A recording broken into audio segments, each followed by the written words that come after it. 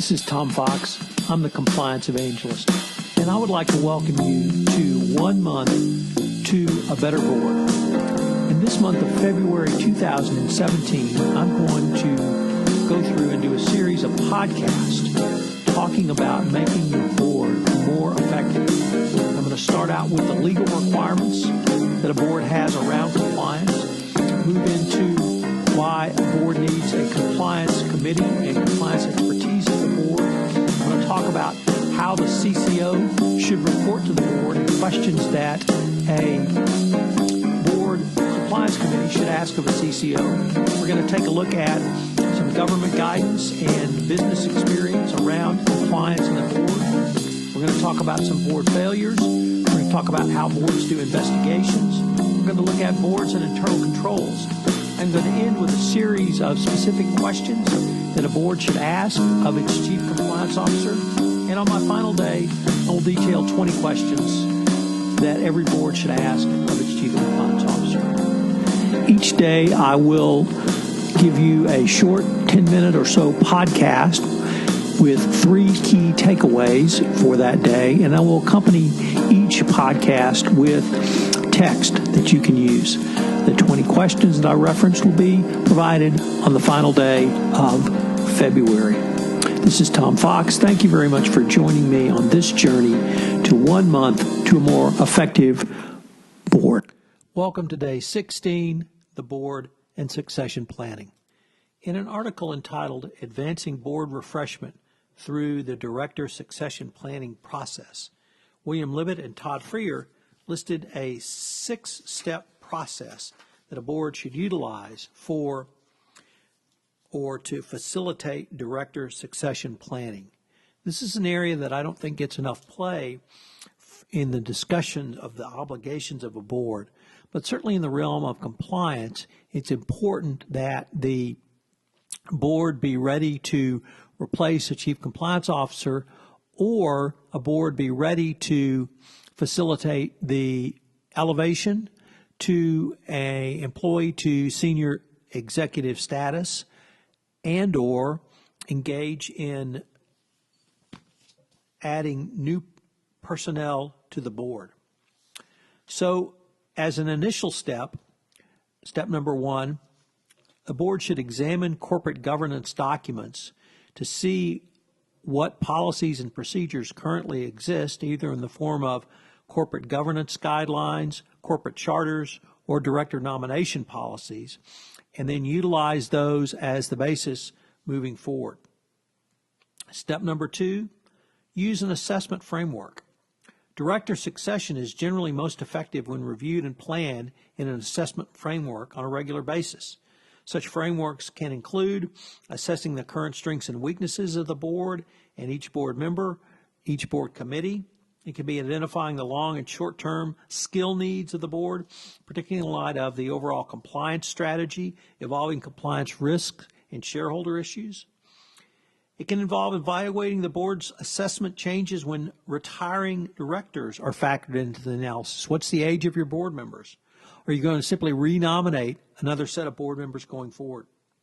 And 4, shifting the board's approach of automatically renominating existing directors to one that bases a director's renomination on a number of board criteria, such as the evolving compliance needs and directors' performance regarding compliance.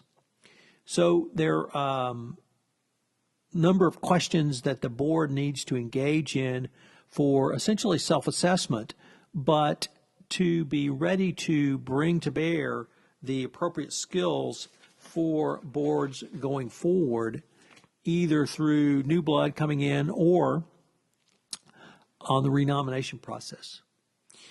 Number 3, conduct due diligence. Obviously, we talked about a executive level due diligence and why that is important in yesterday's podcast. But today I'd like to focus on that for executive level due diligence for a director candidate. So whether a director comes through a internal recommendation, formal third-party recruiters, other sources such as the NACD, or some combination, the board needs to engage in its own independent board-level due diligence for evaluating the characteristics, credentials, independence, and potential related third-party transactions or conflicts of interest of any potential board member. At a minimum, you should look at professional employment, directorships, civic and charitable involvement, awards, education, professional certifications, personal attributes, social media, postings, writings, books, speeches, all of those things that we talked about yesterday. And you should engage a really top-notch firm that focuses on executive and board level due diligence. Number 4, maintaining a pipeline. After conducting director qualification assessments and the appropriate due diligence, a board should maintain a pipeline of qualified candidates, and this can help ameliorate any significant changes in board employment for health concerns or other unexpected personal or professional reasons. Having qualified candidates already identified will greatly assist the effectiveness and efficiency of the board succession process. Number 4, assess board policies. As part of your director succession planning, a board should annually assess its own leadership, committee structure, rotation, and mandatory retirement policies. Not the individuals, but the policies themselves. Hopefully your company has a corporate policy management oversight, but the board needs to do this at its level. This is typically delegated to the corporate compliance committee of the board, but I might suggest that this would be an appropriate task for the compliance committee, because a compliance committee should have expertise around policies and procedures and can bring that to bear. Number 5, disclosure strategy. Certain institutional investors and corporate governance advocates encourage companies to disclose their succession strategies. This can help you both in terms of the communications with your stakeholders, including shareholders, employees, and others, but also be a good defense in addition to a shield if you're put in any type of shareholder litigation or if the government comes knocking. Articulating, communicating your strategy will give a clear metric by which you can be measured and held accountable going forward. And finally, benchmark your strategy. Boards should regularly benchmark their director succession and board refreshment strategy with not only peers in the industry, but your peers rather, but those in the industry, and if you're a global company, other global companies. You don't want to be an outlier, but if you're in the middle of the road, I think that that would be where you would need to be. Obviously, you need to stay abreast of evolving policies and positions of large institutional investors, shareholders, and government advocates. CalPERS leads the way on this, but others such as State Street advisors talk about the obligations of boards going forward, and you want to be really ahead of all of that. So what are your 3 key takeaways today?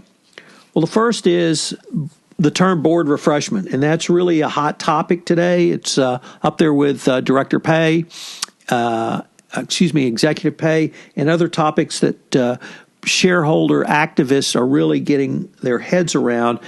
Obviously, diversity is important, but how are you looking to refresh your board rather than simply renominate going forward?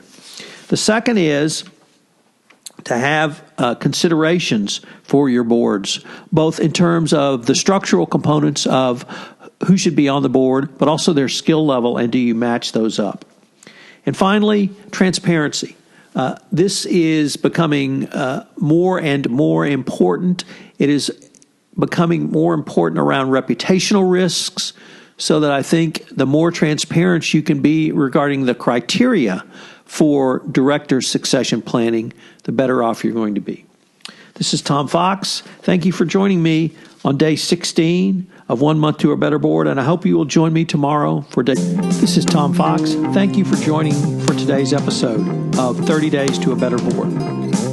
This series is based on my seminal work, Doing Compliance, Design, Create, and Implement an Effective Compliance Program.